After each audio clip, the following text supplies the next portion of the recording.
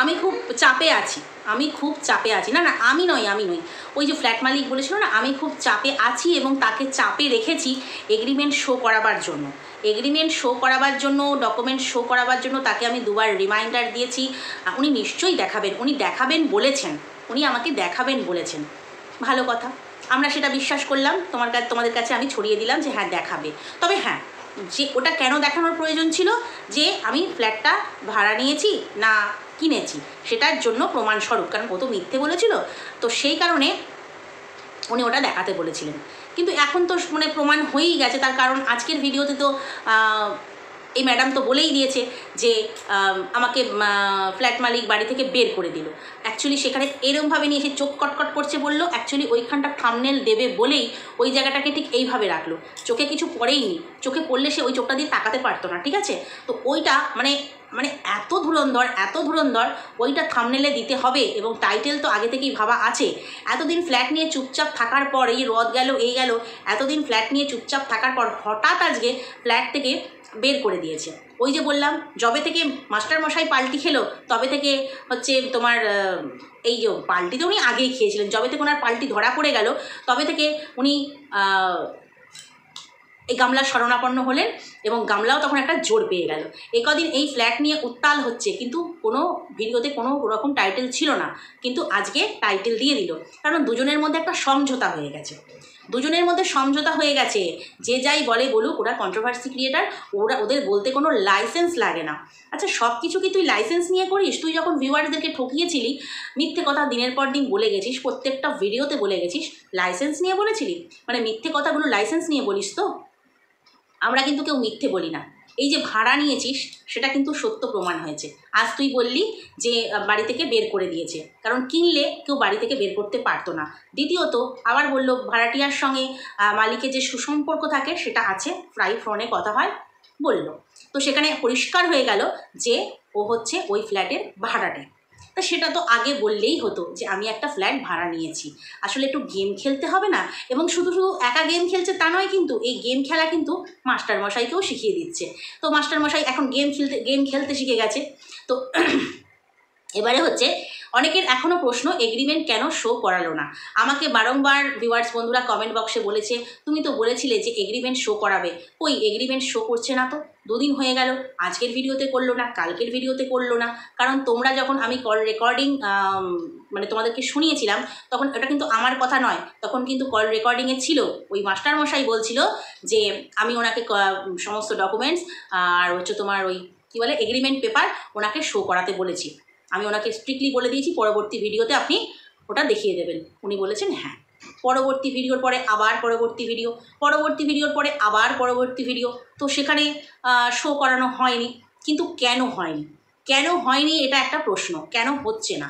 Flat মালিক কি তাহলে চাপ দিচ্ছে না? নাকি ফ্ল্যাট মালিক চাপ দিচ্ছে, গামলা শুনছে না? নাকি দুজনের মধ্যে কোনো সমঝোতা হয়ে গেছে?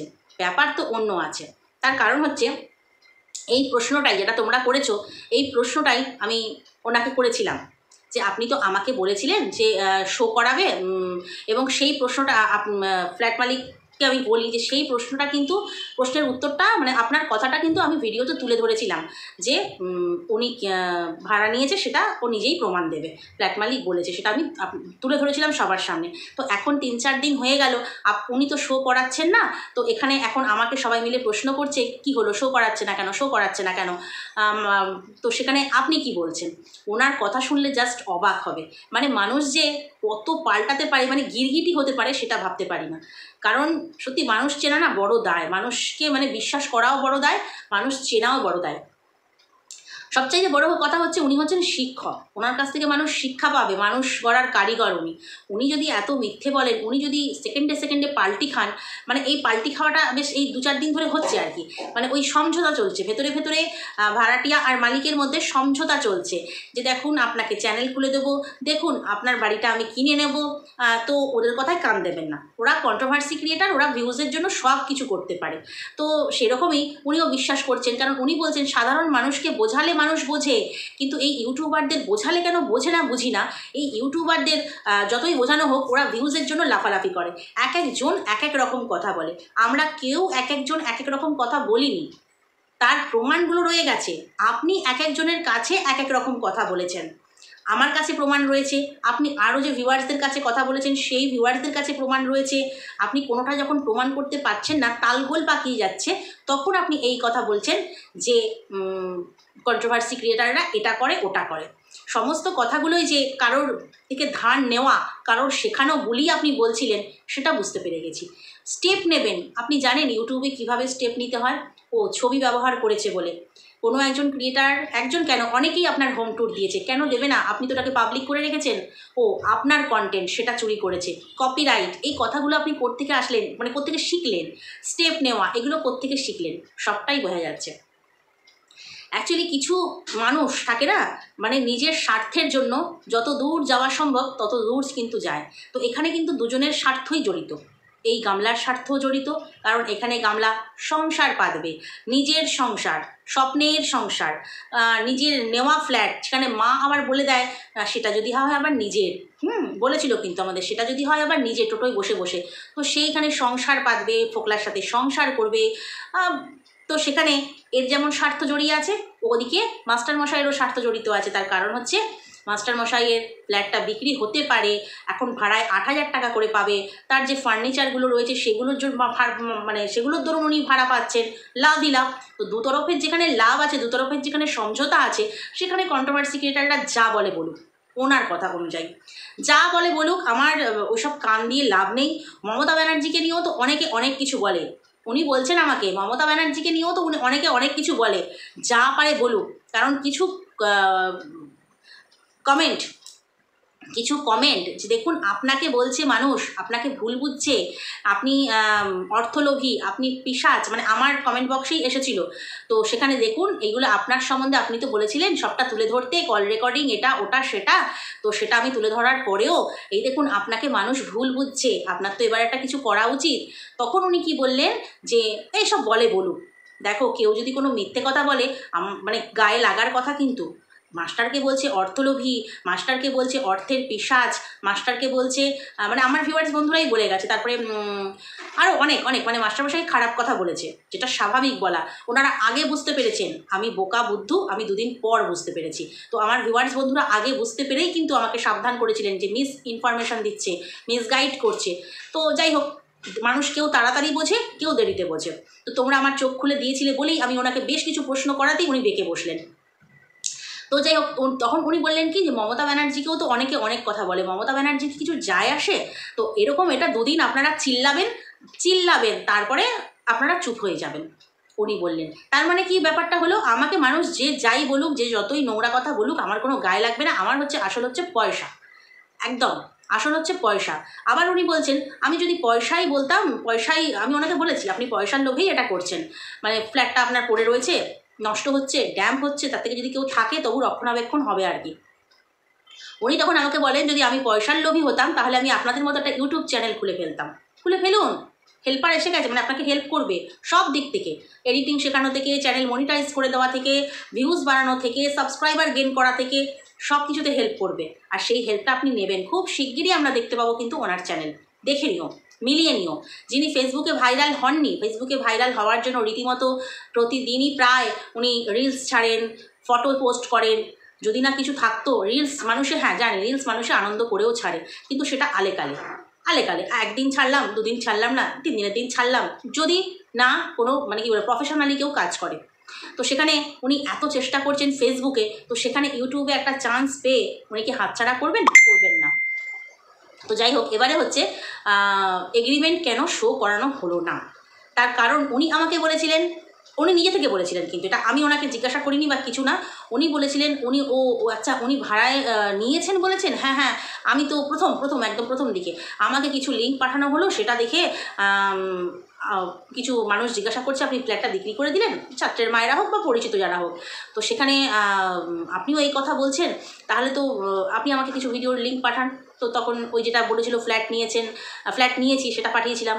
আচ্ছা, তারপরে তো আমি তাহলে ওনাকে অবশ্যই বলবো। পরের দিন আমাকে বললো যে তার আগে বললো, হ্যাঁ আমি যেদিন কথা বললাম প্রথম, তার আগে বললো যে আমি ছাত্রের মায়েরা আমার টনক নড়িয়ে দিয়েছে, আমি ওনাকে পরিষ্কার জানিয়ে দিয়েছি, মানে আমি ওনাকে দুপুরবেলার দিকে ফোন করেছিলাম, উনি বললেন কালকে ফোন করে, মানে আমার কথা বলার আগে উনি ফোন করে জানিয়ে দিয়েছেন যে কী বলে ওটাকে, এগ্রিমেন্ট শো করাতে হবে। এবং এই কথাটা উনি আমাকে নিজেই জানান। আমি কিন্তু এগ্রিমেন্ট শো করানোর ব্যাপারটা ওনাকে বলিনি বা আমার মাথাতে আসেনি। উনিই বললেন যে আমি শো করাতে বলেছি এবং পরিষ্কার করে জানিয়ে দিতে বলেছি আপনি ফ্ল্যাটটা রেন্টে নিয়েছেন। ভালো কথা। তো তারপরে যখন শো করানো হলো না, 2 দিন 4 দিন গেল, তো তারপরে যখন মানুষ আবার জিজ্ঞাসা করছে ওনাকে, আমি কথাটা পারলাম ওনার কাছে আবার যে আপনি তো বলেছিলেন, কই সে তো ভিডিওই দিচ্ছে, শো তো করারও না, মানুষ তো ওদিকে খেপে উঠছে। তখন উনি কি বলেন জানো? বলে কি, এগ্রিমেন্টে লেখা নেই, এগ্রিমেন্টে আমার লেখা আছে আমার ঘরবাড়ির যেন ক্ষতি না হয়, কোনো অবৈধ কাজ না হয়। তো এগ্রিমেন্টে কিন্তু লেখা নেই যে এগ্রিমেন্ট হয়ে যাওয়ার পর উনি এগ্রিমেন্ট পেপার শো করাতে বাধ্য থাকবেন। বাহ, কি দারুণ, তাই না?